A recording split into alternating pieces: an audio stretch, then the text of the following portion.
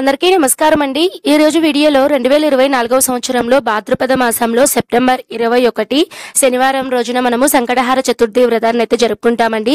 ఈ రోజున సంకటహార గణపతిని ఏ విధంగా పూజించాలి, ఉదయం ముడుపు కట్టిన దగ్గర నుంచి రాత్రి చంద్రునికి అర్ఘ్యం ఇచ్చేంత వరకు ఎటువంటి విధి విధానాలు, నియమాలు, నైవేద్యం ప్రతి ఒక్కటి కూడా క్లియర్ గా నేను ఈ వీడియోలో అయితే తెలియజేస్తున్నానండి। వీడియోని మాత్రం స్కిప్ చేయకుండా చూడండి। మానవుల కష్టాల నుంచి కట్టెక్కించే వ్రతమే సంకటహార చతుర్థి వ్రతం అండి। మీరు ఏదైనా సరే తీవ్రమైనటువంటి సమస్యల్లో ఉన్నప్పుడు ఇక ఆ సమస్య తీరదు, ఇంకా డబ్బు సమస్య కానీ ఏదైనా అనారోగ్య సమస్యలు కానీ ఏ కష్టమైనా అండి మీకు తీరని కష్టాలు ఉన్నప్పుడు ఖచ్చితంగా ఈ వ్రతాన్ని కనుక మీరు ఆచరిస్తే అతి శీఘ్రంగా మీకు ఫలితం అనేది వస్తుందండి। నా పూర్తి నమ్మకంతో చెప్తున్నాను।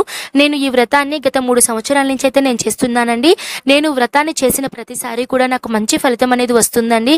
నేను పూజ ఎలా చేసుకుంటాను, ఉదయం పూజ ముడుపు కట్టిన దగ్గర నుంచి రాత్రి చంద్రునికి అర్ఘ్యం ఇచ్చేంత వరకు ఎటువంటి నియమాలు పాటిస్తాను, పూర్తి విధి విధానాలన్నీ కూడా నేను ఈ వీడియోలో అయితే అందిస్తున్నానండి।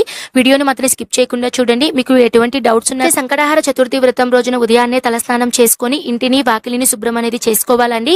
ఈ రోజు ఎవరైతే వ్రతాన్ని ఆచరిస్తారో వాళ్ళు తప్పకుండా మాంసాహారం అనేది తినకూడదండి, అలానే బ్రహ్మచర్యం అనేది పాటించాలి, అలానే తలకి నూనె అనేది పెట్టుకోకూడదండి।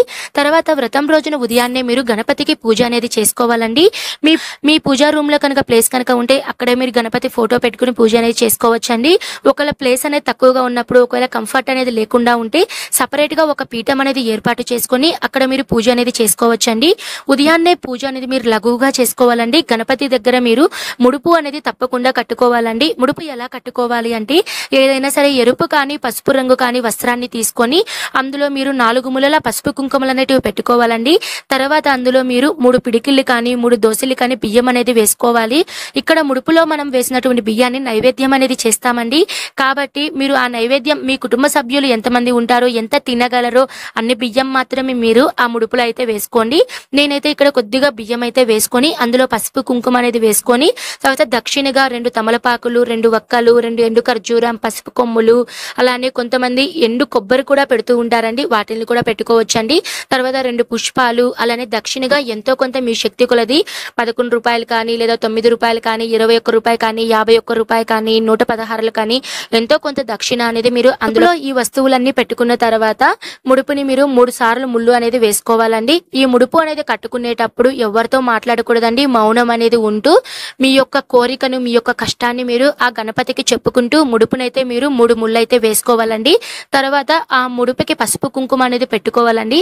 తర్వాత ఉదయాన్నే మీరు గణపతికి లఘువుగా పూజ చేయాలండి। లఘువుగా అంటే గణపతి దగ్గర మీరు ఈ ముడుపును పెట్టి మీరు నార్మల్ గా దీపారాధన చేసి కడ్డీలు అగరబత్తులను ఇచ్చేసి మంగళహారతి అనేది ఇచ్చేసి అంతటితో మనకి ఉదయం పూజ అనేది। ఇక్కడ ముడుపు విషయంలో నేను ఒక విషయం చెప్తానండి, ఏంటంటే కొంతమంది ఉదయం ముడుపు కట్టుకొని సాయంత్రం ముడుపులోని బియ్యాన్ని తీసి ఏదైనా సరే నైవేద్యం అనేది చేసుకొని పూజ అనేది చేస్తారండి। మరికొంతమంది ఎన్ని రోజులైతే సంకల్పం తీసుకొని ఉంటారో అంటే 3 నెలలు కానీ 5 నెలలు కానీ సంకల్పం అనేది తీసుకుంటారు కదండి, వాళ్ళు ఈ ముడుపుని లాస్ట్ నెల ఎప్పుడైతే వాళ్ళ సంకల్పం తీరుతుందో అప్పుడైతే ముడుపునైతే ఓపెన్ చేసుకొని అందులోని బియ్యంతో నైవేద్యం అనేది చేస్తారండి।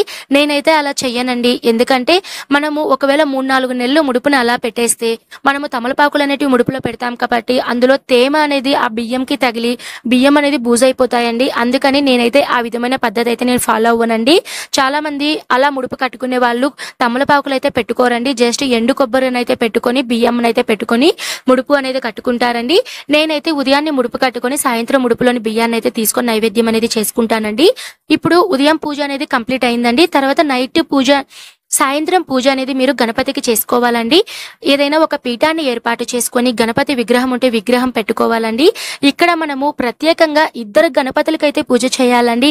అదేంటండి, మనం పూజ చేసేదే గణపతికే కదా, మళ్ళీ 2 గణపతులు అంటే ఏంటండి అంటే మనం ఏ పూజ చేసినా సరేనండి ఇక్కడ మనం పూజ చేసేది సంకటహార గణపతికి అండి। కాబట్టి ఇది మనం ఒక వ్రతంగా చేస్తున్నాం కాబట్టి ఏ పూజ సరే మనం చేయాలి అని అనుకుంటే మనం చేసేటువంటి పూజలో కొన్నిసార్లు తెలియక కొన్ని పొరపాట్లు అనేటివి చేస్తూ ఉంటామండి। అలాంటి పొరపాట్లన్నిటిని మన్నించి మన పూజకు మంచి ఫలితం అనేది ఇచ్చేది ఆ విఘ్న నివారకుడు గణనాథుడు అండి.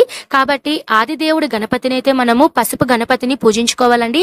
పసుపుతో చిన్న గణపతిని పూజించుకోవాలి. లేదు పసుపు గణపతి లేదు అనుకున్న వాళ్ళు మీ దగ్గర గణపతి విగ్రహం ఉన్నా సరే చిన్న గణపతిని అయితే మీరు విగ్రహాన్ని అయితే పెట్టుకోవాలండి.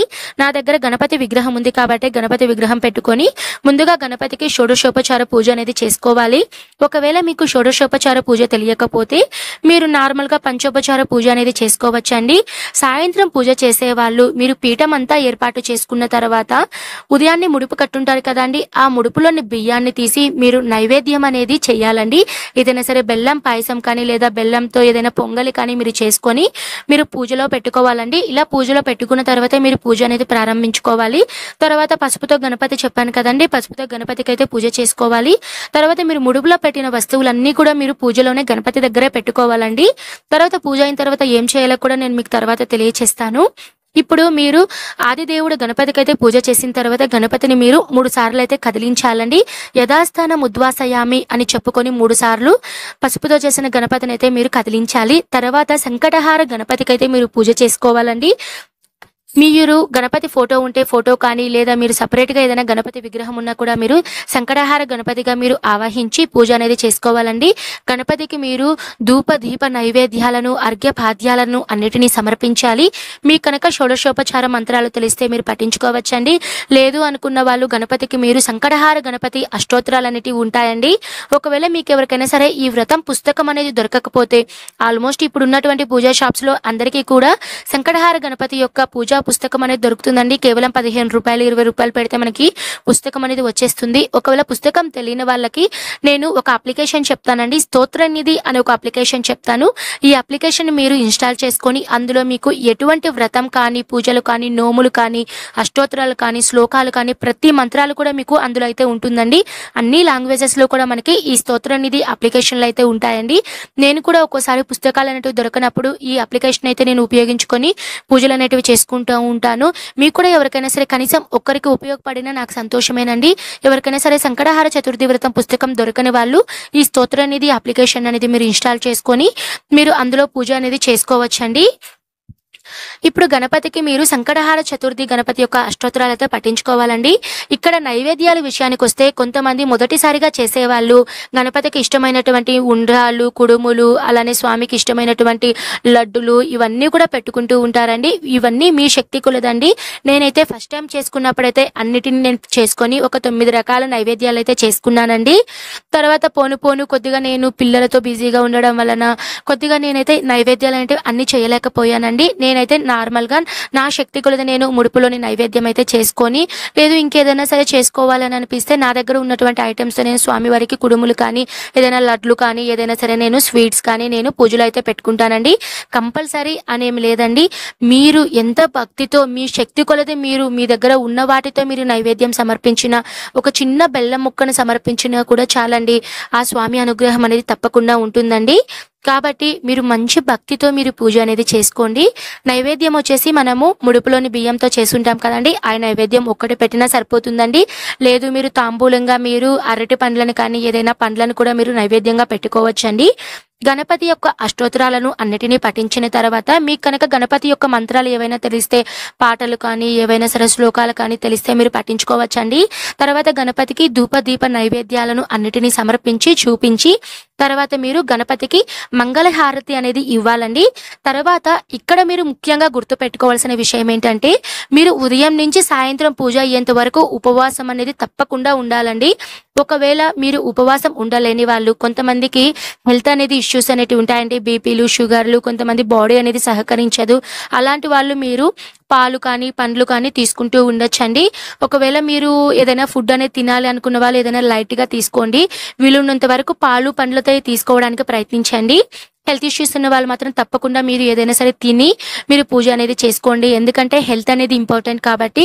ఆ దేవుడు కూడా ఉపవాసం అనే నియమం ఎందుకు పెట్టారు అంటే స్వామికి దగ్గరగా మన మైండ్ మన పూజ మన భక్తి ఆ రోజు పూర్తిగా మన ధ్యానం అంతా స్వామి మీద ఉంటుంది అని ఒక నమ్మకంతో ఉపవాసం అనే నియమాన్ని అయితే పెట్టారండి. ఉంటుందండి. కాబట్టి ఈ రోజున ఎవరు కూడా చెడ్డ మాటలు మాట్లాడడం కానీ, ఏవైనా సరే డర్టీ పిక్చర్స్ కానీ ఇలాంటివన్నీ ఏవి కూడా మీరు చూడకుండా స్వామివారి మీద ఉండాలి. ఈ భాద్రపద మాసంలో బహుళ చవితి నాడున పూజ అంతా అయిన తర్వాత ఖచ్చితంగా పెరుగు తినాలి అని అయితే మనకి సంకటహార చతుర్థి వ్రత పురాణంలో తెలుపబడిందండి. వచ్చే చతుర్థి తిథి నాడు ఈ చెప్పిన ఆహార పదార్థాలను స్వీకరిస్తూ నియమపూర్వకంగా వ్రతాన్ని ఆచరిస్తే సకల సిద్ధులు కలుగుతాయి అని బ్రహ్మదేవుడు కృతవీర్యుని తండ్రికి గణేష చతుర్థి వ్రత విధానాన్ని వివరించాడండి.